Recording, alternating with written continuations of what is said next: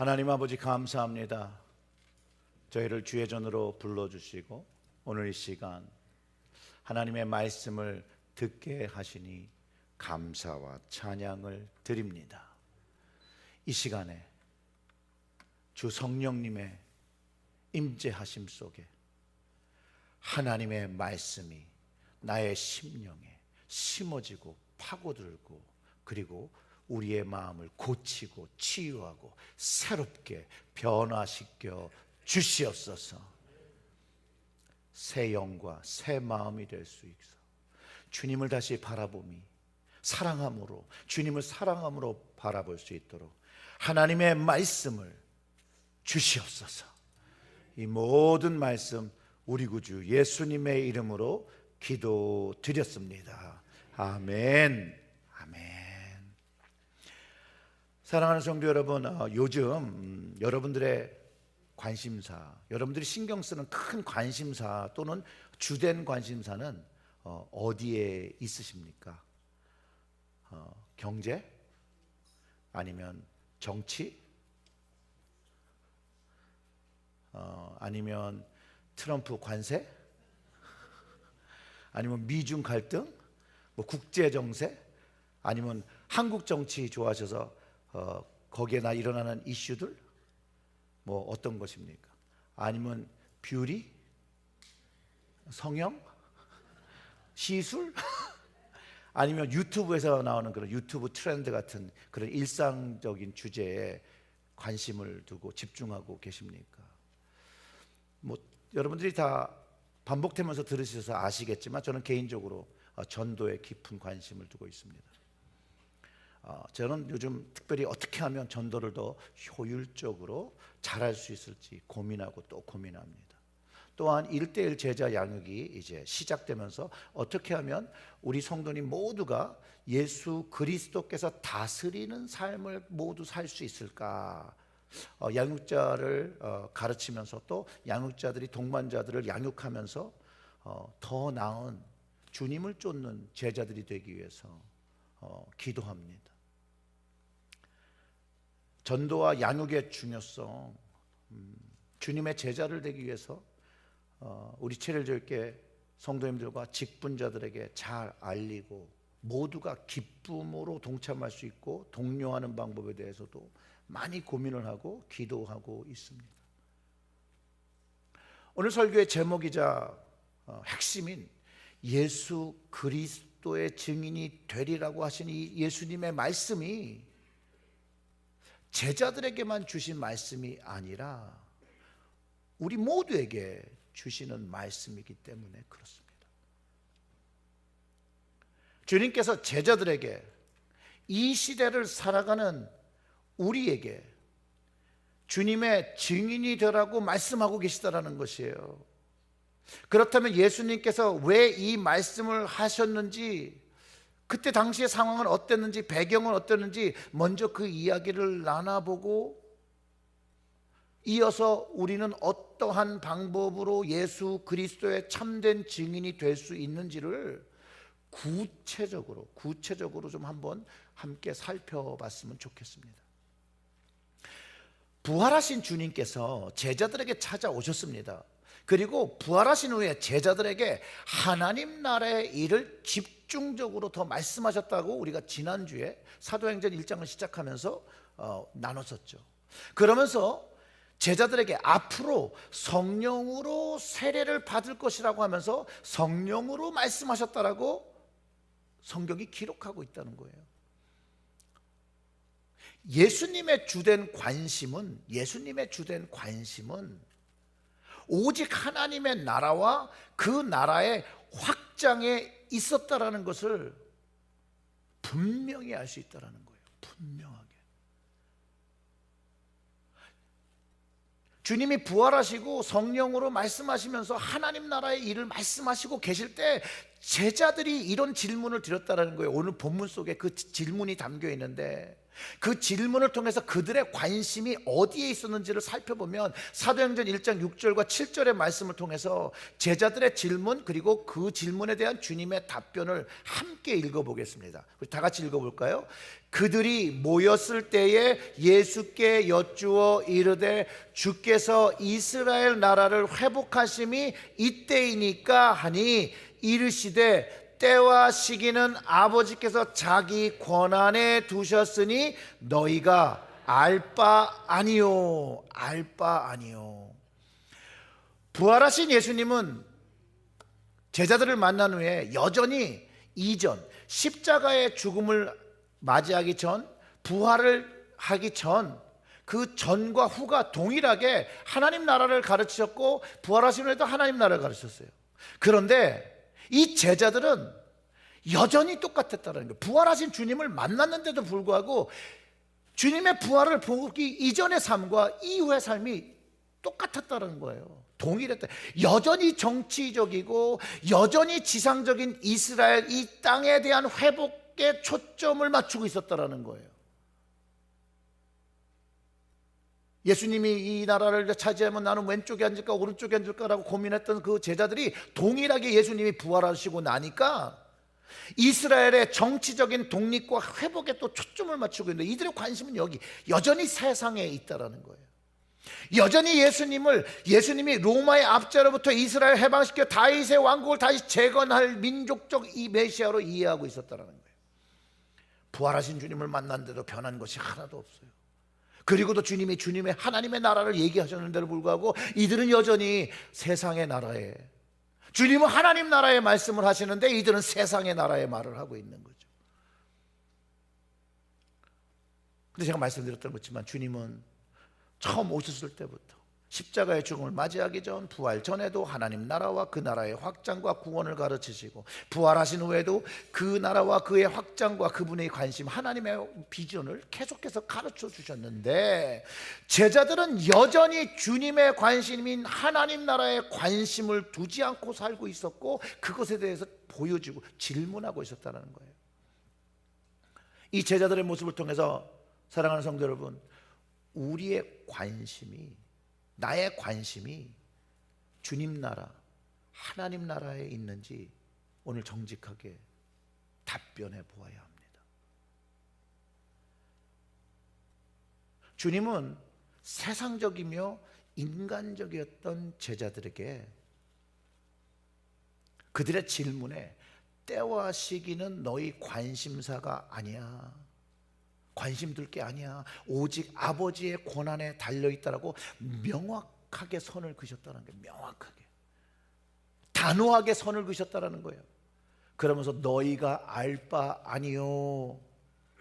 그리고 그 대신에 그들의 남은 인생, 남은 평생에 집중해야 할 그들의 진짜 사명을 이 한 구절에 압축하여 명령하시고 있는데 그것이 바로 우리의 삶에도 동일하게 삶의 기준이 되어야 할 8절의 말씀이라는 거예요. 우리 다 같이 읽어보겠습니다. 오직 성령이 너희에게 임하시면 너희가 권능을 받고 예루살렘과 온 유대와 사마리아와 땅끝까지 이르러 내 증인이 되리라 하시니라. 아멘. 주님의 관심은 여전히 하나, 오직 하나, 하나님 나라의 확장과 그 복음, 그 하나님 나라를 위해서 제자들이 이제 성령의 능력을 받고 예수 그리스도의 증인, 주님의 증인이 되기를 원하신다는 거예요. 부활하신 예수님은 이 땅의 회복의 시기나 정치적인 회복이 아니라 제자들이 반드시 해야 할 영혼 구원이라는 사명에 모든 관심을 두셨고 그들도 그것에 관심 두기를 원하시고 명령하시고 있다는 거예요. 저는 이 지점에서 개인적인 소신이 있습니다. 물론 정치나 사회 참여가 나쁘다고 하는 것 절대 아닙니다. 하지만 예수 그리스도의 구원을 받은 사람들의 주된 관심과 주된 에너지는 하나님 나라에, 하나님 나라 확증에, 주님 증인되는 삶에 먼저 두어야 한다. 우선순위를 거기에 두어야 된다고 저는 믿습니다. 오늘 말씀 속에서도 부활하신 주님을 만난 사람들은 하나님 나라에 관심을 두며 살아야 한다고 명백한 가르침을 주님께서 보여주시고 계세요.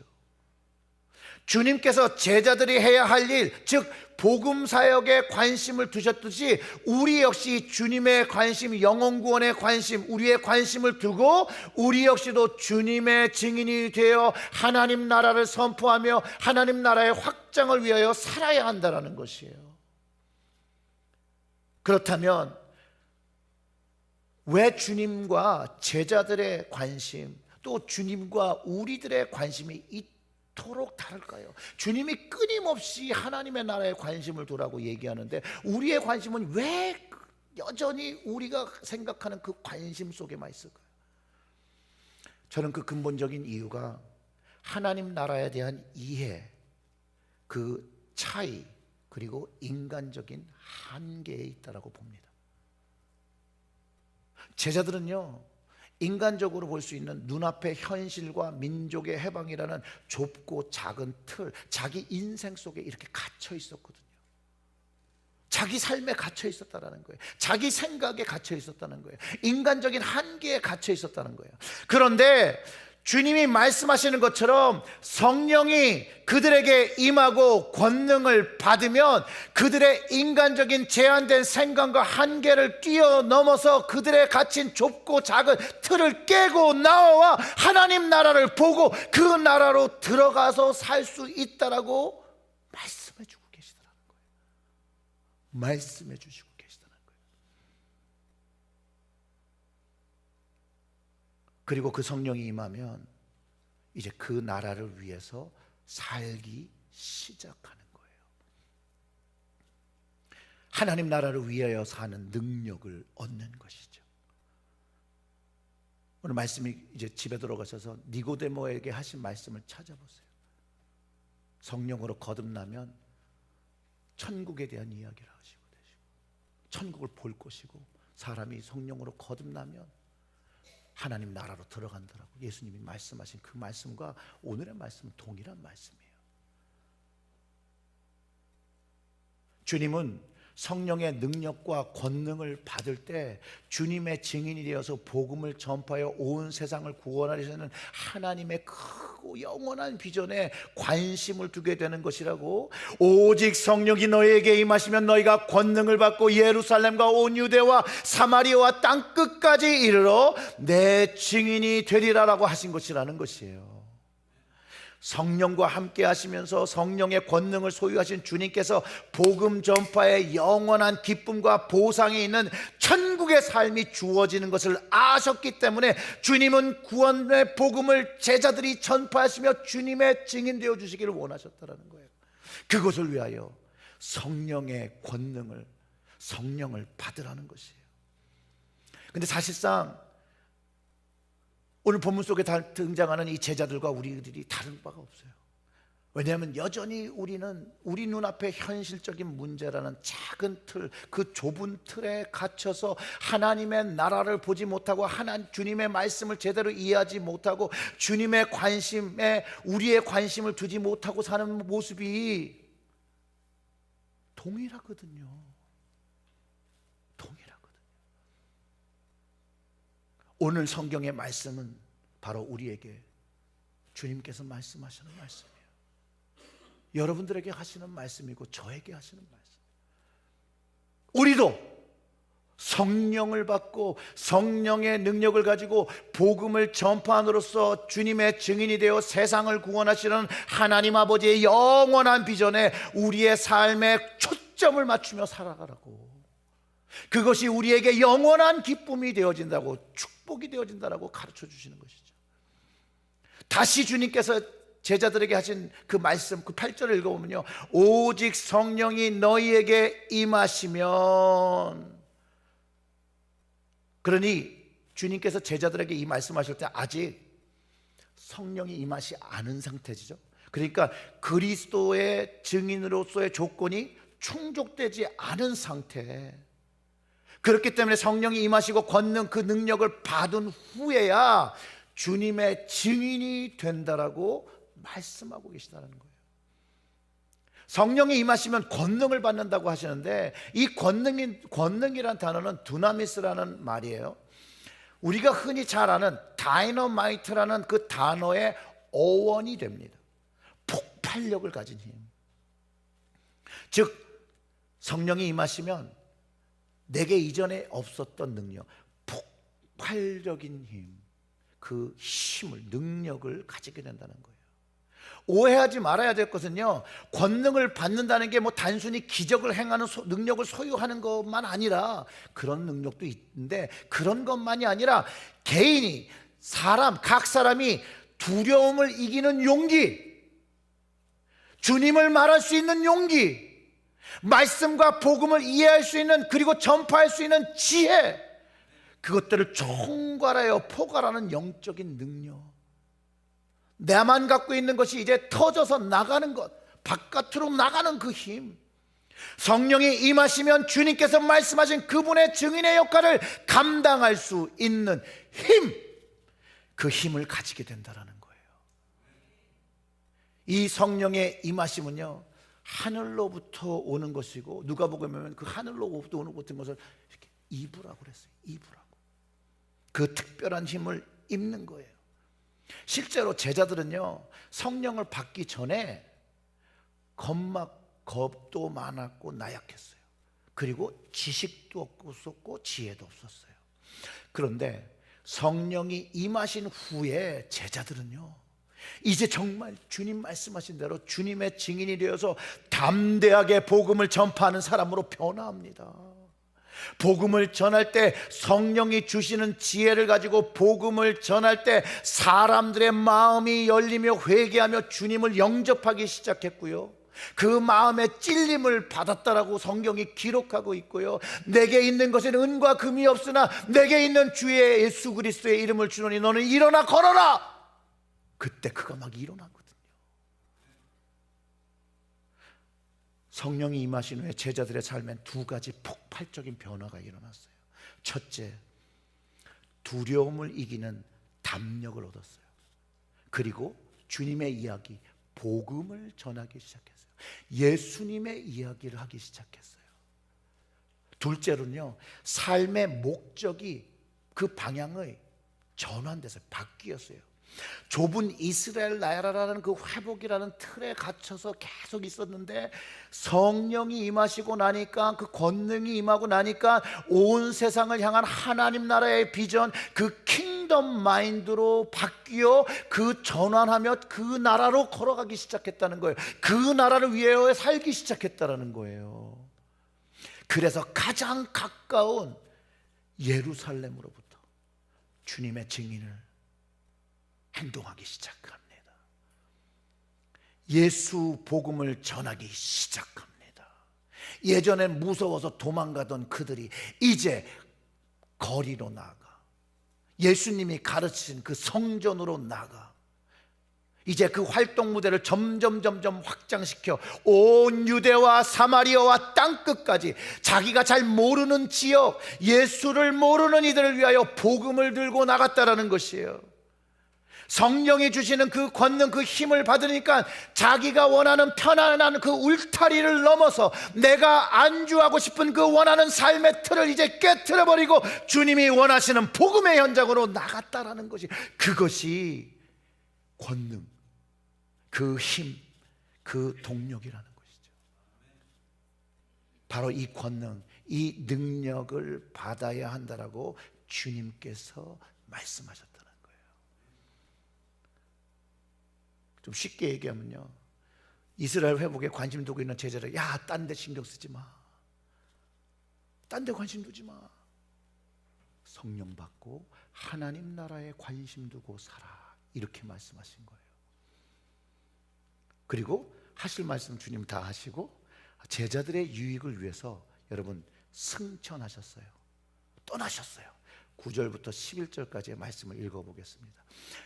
이 말씀을 마치시고 그들이 보는데 올려져 가시니 구름이 그를 가리어 보이지 않게 하더라. 올라가실 때 제자들이 자세히 하늘을 쳐다보고 있는데 흰옷 입은 두 사람이 그들의 곁에 서서 이르되 갈릴리 사람들아 어찌하여 서서 하늘을 쳐다보고 있느냐. 너희 가운데 하늘로 올려지신 이 예수는 하늘로 가심을 본 그대로 오시리라 하였느니라. 아멘.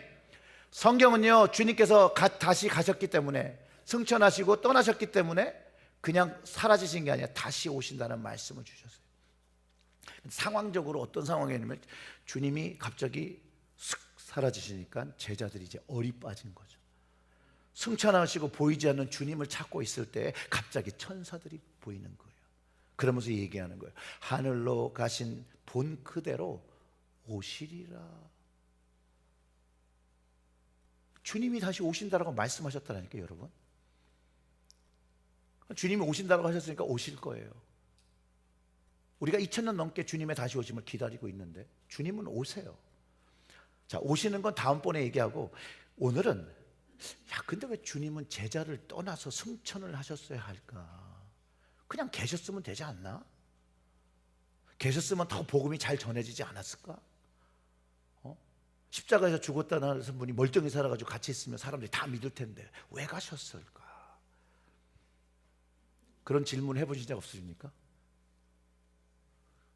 궁금하지 않으세요? 저는 되게 궁금했는데요. 그렇게 궁금했는데 나중에 찾아보니까 성경에 그 답이 있더라는 거예요. 여러분, 성령이 임하시면 성령의 권능을 받는다고 얘기했잖아요. 이 성령님이 오시기 위해서 주님께서 떠나셨어야 한다는 거예요. 그래서 주님께서 승천하셨고, 그리고 그 성령이 오시는 게 사람들에게 유익이 있었다는 거예요. 더 주님이 떠나시고 성령님이 오시는 게 사람들에게 더 유익이 있었대요.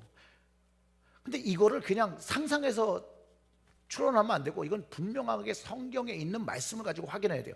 요한복음 16장 7절에 예수님의 말씀으로 확인해 볼게요. 우리 다 같이 읽어보겠습니다. 그러나 내가 너희에게 실상을 말하노니 내가 떠나가는 것이 너희에게 유익이라. 내가 너희에게 떠나가지 아니하면 보혜사가 너희에게로 오시지 아니할 것이요 가면 내가 그를 너희에게로 보내리니. 아멘. 첫째, 예수님께서 떠나가시는 게 누구의 유익? 너희의 유익. 바로 제자들의 유익이며 나의 유익이라는 거예요. 그리고 주님께서 가셔서 보내셔야 성령이 오신다라는 거예요. 이것이, 그러니까 예수님의 승천, 떠나가심이 성령께서 오시게 되는 전제 조건이었으니까 무조건 일어나야 되는 일이에요. 여러분, 주님의 말씀은 언제나 옳아요. 언제나 맞아요. 언제나 이루어져요. 주님께서 떠나가시는 것이 우리의 유익, 즉 성령이 오시는 것이 더 좋다고 하셨고, 그리고 주님께서 가셔서 성령이 오신다고 하셨고, 주님이 정말 가시고 성령이 오셨어요. 주님이 가시는 게 왜 더 유익한 이유를 한 가지 설명해 보면 이래요. 주님이 이 땅에 육체로 계시면 한 번에 한 장소에 머무시면서 우리를 도우시겠지만, 주님이 떠나가시고 성령님이 오시면 이제 시간과 공간의 제약 없이 성령님을 통하여 예수님을 믿는 모든 믿는 사람을 도우실 뿐 아니라 내주하셔서, 성령이 함께 내주하시고 그 안에 계시는 예수님께서 우리를 큰 은혜와 큰 인도하심으로 이끌어 주신다라는 것이에요. 그래서 가신 거예요. 즉 성령님이 오심으로 인하여 새로운 차원의 동행이 시작되었다라는 거예요. 그래서 주님은 지금 하나님 우편에 계시면서 우리를 위하여 간구하여 주시면서, 동시에 성령님과 함께 우리와 함께 하시며 이 땅에서 우리를 위하여 성령님이 기도하시면서 우리는 그분의 능력을 얻고 위로를 얻으며 충만함을 얻으며 끊임없이 주님의 증인을 살아낼 수 있는 힘을 주시고 계시더라는 거예요. 사랑하는 성도 여러분, 내가 예수 그리스도의 증인으로 변화하였다는 것은 곧 삶의 근본적인 변화가 일어났음을 의미합니다. 그리고 세 가지를 통해서 나 스스로 주님의 증인이 되었는지를 점검해 볼 수 있는데 그 세 가지를 지금부터 말씀드리겠습니다. 한번 여러분들의 모습을 점검해 보시기를 바랍니다. 첫째, 주님의 관심이 나의 관심이 됩니다.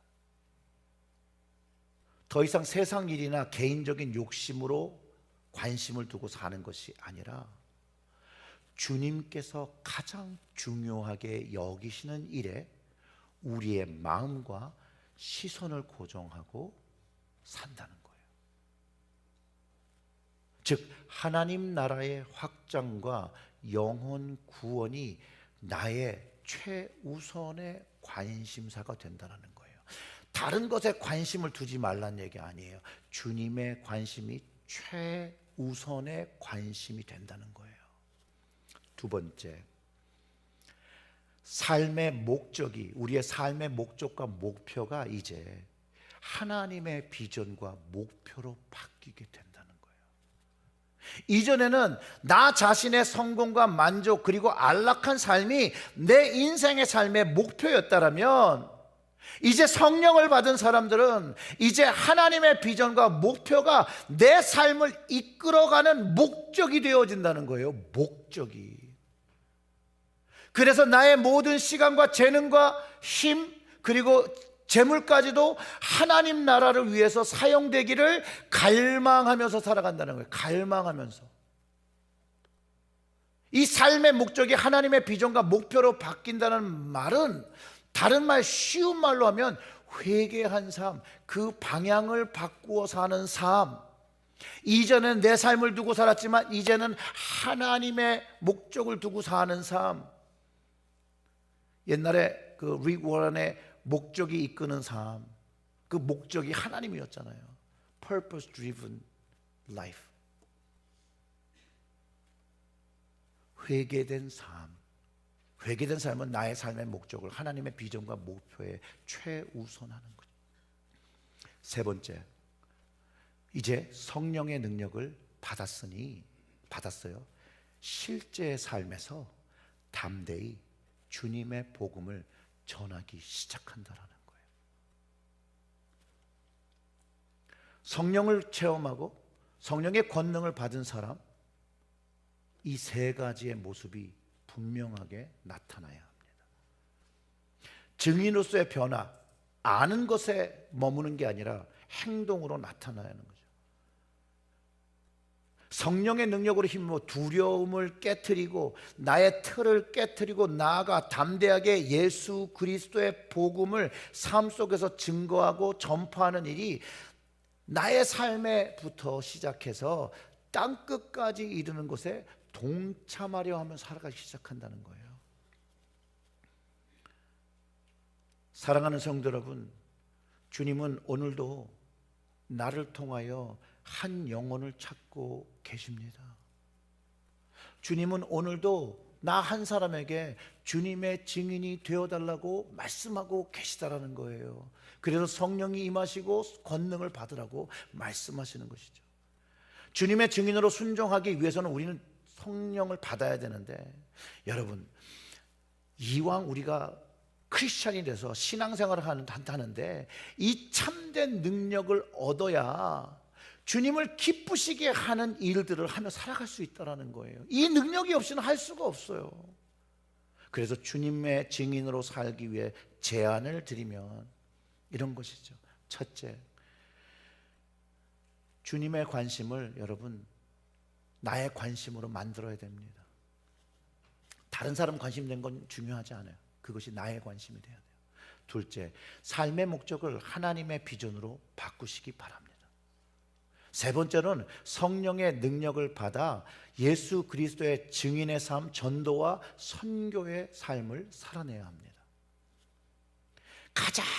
가장 효과적으로 증인의 삶을 헌신하기 위해서는요, 교회에서 진행하는 양육 프로그램이나 제자 훈련에 힘써 동참해야 하는 것이에요. 이것이 성령 받은 증인의 삶이에요. 성령 받은. 이 충만함을 가장 계속해서 이어갈 수 있는 건요, 하나님의 영, 성령의 임재가 있는 곳에 나도 있어야 한다는 거예요. 나도 있어야 한다는 것이에요. 그래야 그 받은 권능, 그 불을 계속해서 지킬 수 있어요. D.L. 무디의 예화, 유명한 예죠. 어떤 청년이 와서 나도 혼자 신앙생활 할 수 있는데 꼭 교회 와서 신앙생활 해야 됩니까? 라고 할 때 이렇게 가르쳐 줬어요. 이게 불타는 장작더미가 이렇게 있다. 근데 여기서 불타는 한 개의 장작개비를 이렇게 빼가지고 나와서 꺼내봐라. 이 사람이 이렇게 꺼내봤어요. 이쪽 장작더미들은 불이 활활 잘 타는데 점점 이 하나 빠져진 장작은 불이 사그러들어서 끊어지고 연기만 난다는 거예요.